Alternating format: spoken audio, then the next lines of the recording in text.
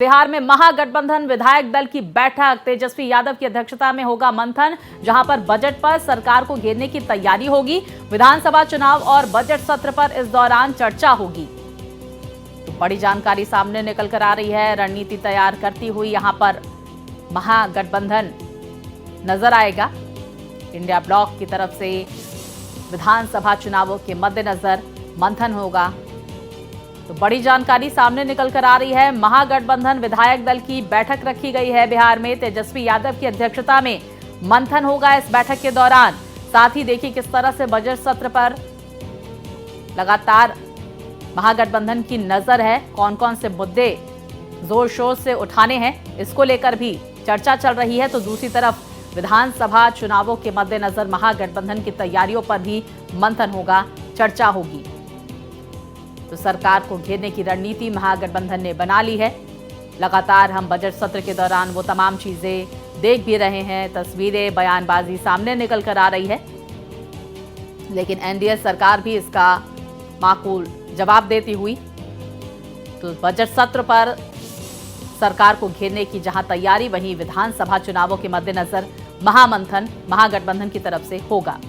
और विस्तार से जानकारी के साथ मेरी सहयोगी ज्योति हमारे साथ जुड़ गई हैं। ज्योति, इस बैठक को लेकर क्या जानकारी सामने आ रही है? कौन कौन बैठक में शामिल होगा? कितने बजे बैठक होगी?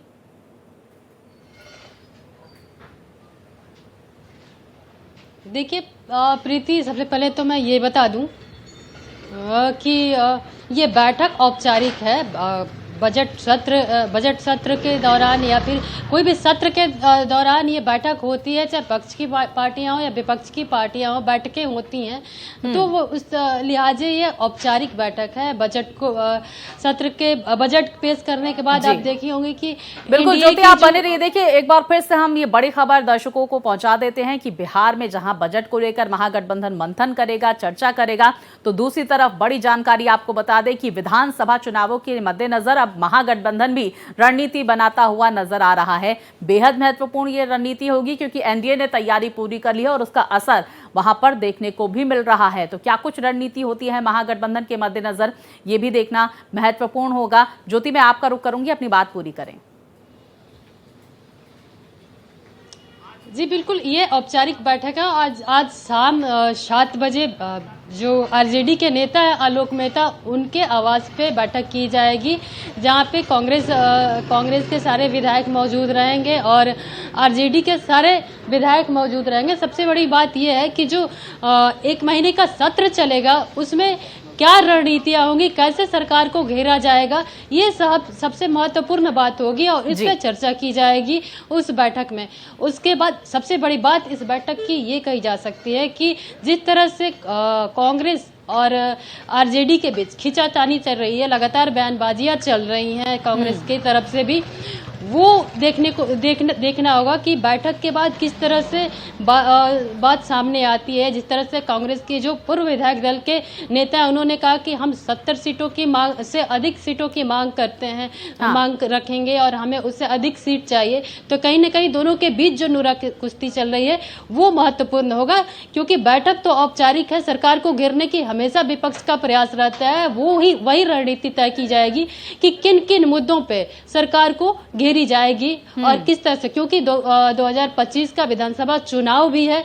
इसको मद्देनजर रखते हुए भी सरकार को घेरने की पूरी प्रयास की जाएगी। लेकिन सबसे बड़ा मुद्दा ये होगा कि क्या जो बैठक होगी वो कितना सफल होने वाला है। और देखिए ज्योति, लगातार हम भी सुन रहे हैं कि किस तरह से तेजस्वी यादव भी कांग्रेस को लेकर बयानबाजी कर रहे हैं। जिस बात का जिक्र आप कर रही हैं कि महागठबंधन में अगर रार देखने को मिली आरजेडी और साथ ही साथ कांग्रेस के बीच, तो जाहिर तौर पर क्या कुछ मुद्दे लेकर किस तरह से वो जनता के बीच में जाएंगे, क्योंकि एनडीए एक है, ये लगातार कहा जा रहा है। और आरोप प्रत्यारोप जिस तरह से लगाया जा रहा था कि नीतीश कुमार को साइडलाइन किया गया, एनडीए की तरफ से क्लियर किया गया मनोहर लाल की तरफ से कि नीतीश कुमार के नेतृत्व में ही चुनाव लड़ा जाएगा। और ऐसे में अब गांठ जो पड़ रही है बयानबाजी के मद्देनजर, उसे दूर करने की यहां पर तेजस्वी यादव को और महागठबंधन को जरूरत है।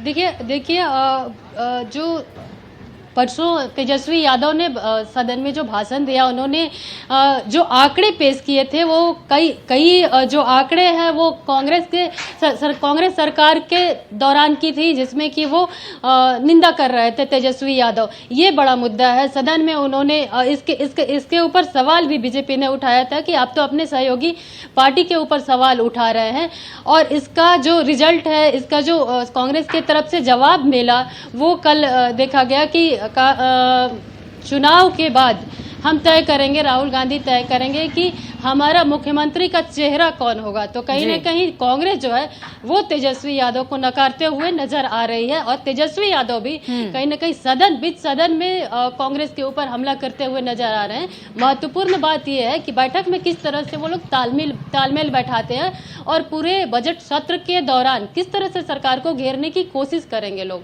बिल्कुल, देखिए किस तरह से सरकार को घेरने की कोशिश की जाएगी और क्या तालमेल महागठबंधन में होता है, ये भी देखना महत्वपूर्ण होगा। एक और महत्वपूर्ण सवाल मैं यहाँ पर आपसे करना चाहूँगी ज्योति, कि क्या महागठबंधन के बीच ये जो रार पड़ रही है, इसको लेकर जो बयानबाजी का दौर जारी है, एनडीए की तरफ से किस तरह की प्रतिक्रिया सामने आ रही है?